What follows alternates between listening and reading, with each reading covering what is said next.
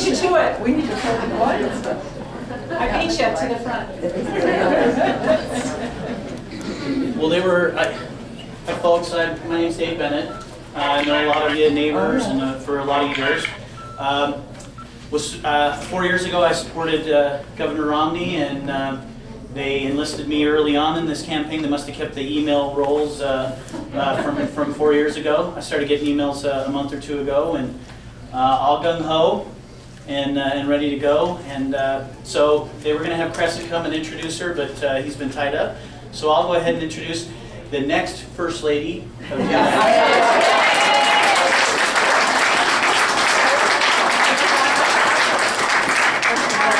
This is kind of a beautiful spot. Yeah. I think I understand why a lot of you live here. And look at this views, and I'm sure none of you play golf though. They're here. A beautiful day, beautiful country, and a beautiful time. And really happy to be here. We are excited about Nevada. I know you're working and finishing out the final details as to when your caucus is going to be, but it's going to be early. We do know that. And it's going to be important. And so that's why we're here, is to just make sure that we let everybody know that it's important to get out and to come caucus. And so I'm here supporting Mitt and happy to do so. I will tell you from the last campaign, I knew one thing for sure. Never going to do that again. Now, Mitt jokes and laughs. He goes, "You said that after each pregnancy." I do have 5 boys. We have, Mitt and I have been married for 42 years. We have 5 wonderful daughters in life. I had to wait a long time to get girls in my life. And of the 16 grandchildren, 11 of them are boys. So I really love girls. I really, really love my granddaughters. And they're such a joy in my life. And the other thing that I love about my granddaughters is how much they feel like they have to take care of their grandmother. And one granddaughter, who's 11 years old, heard about my traveling through airports, and I was complaining a little bit about how hard it is. Who likes going through security? Right. It's not a fun thing to do. And now that I need glasses to see anything, I can never find them. I can never see on the ticket where my seat is. I can never, and I can never find my boarding pass. It's always at the bottom of the purse. And so I was like telling her like how I stumble through the security lines. The next time I go to see her, she's made me this sash, and it's got 3 pockets in it, one for my glasses, one for my license, and one for the ticket. It's the cutest thing. I couldn't believe it. Now, it looks like an 11-year-old made it. And Mitt, when he saw it, he goes, "Oh, that's really nice." He says, "But you can't wear that." And I said, "Oh, I'm wearing that. I'm wearing that." Just like we put up the kids' art on the refrigerator door, and how we love it. And I love wearing this. I love wearing it close to my heart when I go through security now, because I think of what my granddaughter, how dear she is to me, and it makes it easier for me to go through those security lines because I'm thinking about her. So she is 11, and she's the cutest thing in the world.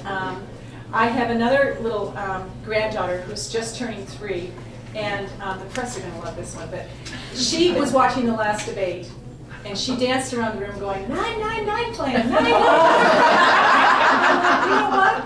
It's great. We love Herman. We love all the other candidates. And my 3-year-old granddaughter loves Herman Cain's 999. Life is interesting, and it's just fun. And it's fun to see these kids grow up. It's fun for me to see my sons that are happily married and loving their wives and being such good dads. And that, to me, I feel like that's my accomplishment in my life.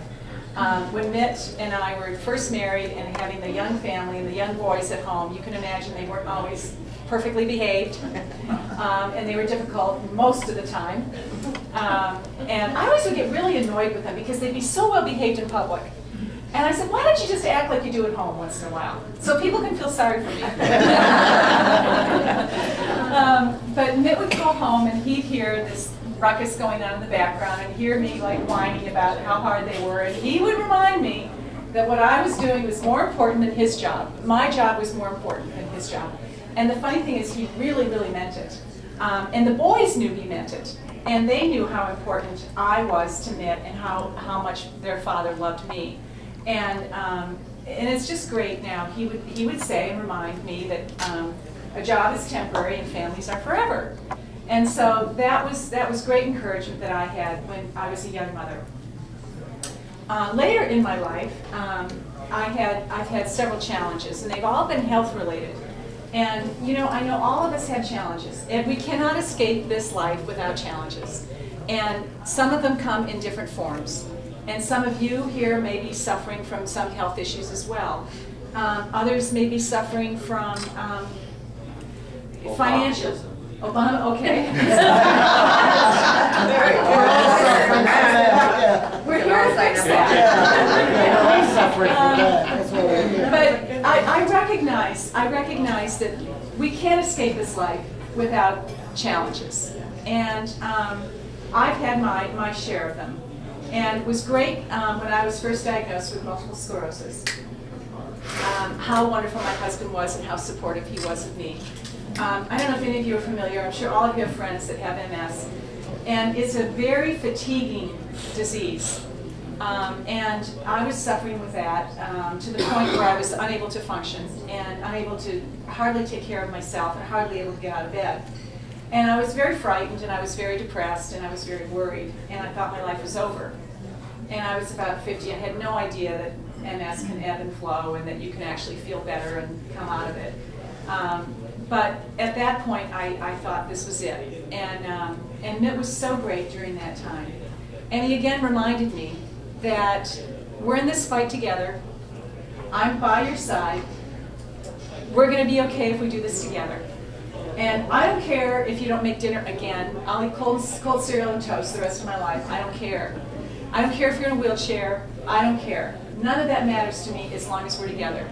And to have that kind of support and to have a husband that would just help me turn that corner and help me start to fight this disease was an enormous thing in my life. And not long ago, a few years ago, I was also diagnosed with breast cancer. I said, oh, here we go again. I can't seem to escape the health thing. And again, so steadfastly with me in all of my procedures and the surgeries and the radiation and everything, and by my side. So that's the kind of guy he is. You all know him from a business perspective and how successful he's been in life. But that's not how Mitt measures his life. How he measures his life is how successful he's been as a husband and a father. And that's what's going to count at the end of the day for him. So I value that and I appreciate that. He also is going to bring enormous skills and success in his personal life that he's had in business to the job that he's got ahead of us. We are in tumultuous times. And I can pretty much promise you that the tumultuous times are not going to be over soon. That we are in stormy seas, and that it's going to be that way for a while. And I think we need someone that will write and guide us through those stormy days, that has the experience, and it's had the business experience of turning around companies. He's had the experience at the Olympics of turning around those games that were failing. He's had the success as a governor of the state of Massachusetts, facing a $3 billion budget deficit, leaving 4 years later with a balanced budget and a $2 billion rainy day fund, without raising taxes and without borrowing any more money. He can't wait to get his hands on Washington. Washington is broken. It's broken. And there's somebody that needs to get in there to do a turnaround that actually knows how to do those things, that's done it before and has proven record with that.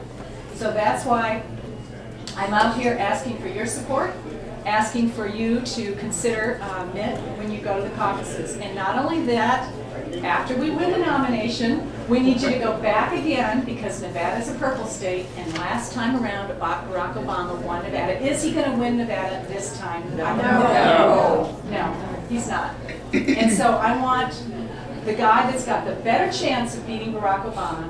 If you look at any of the polls right now, Mitt outpolls everyone else when it comes time to beating Barack, he scores the highest. So we need someone that can beat him.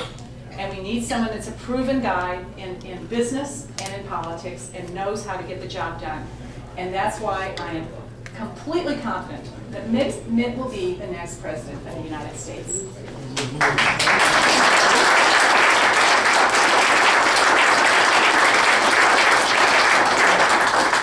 So I'm out doing this all over. I'm happy to support my husband. My sons are actively involved. We're busy.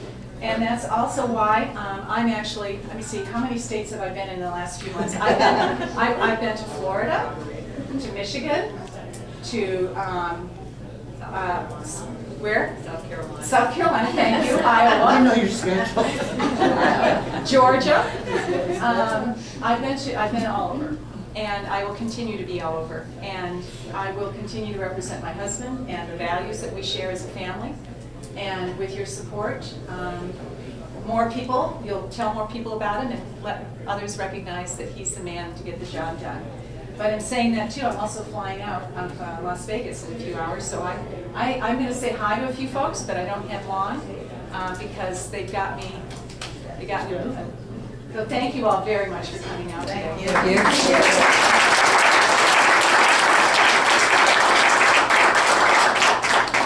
Out there on the phone going, I got to trust her out here.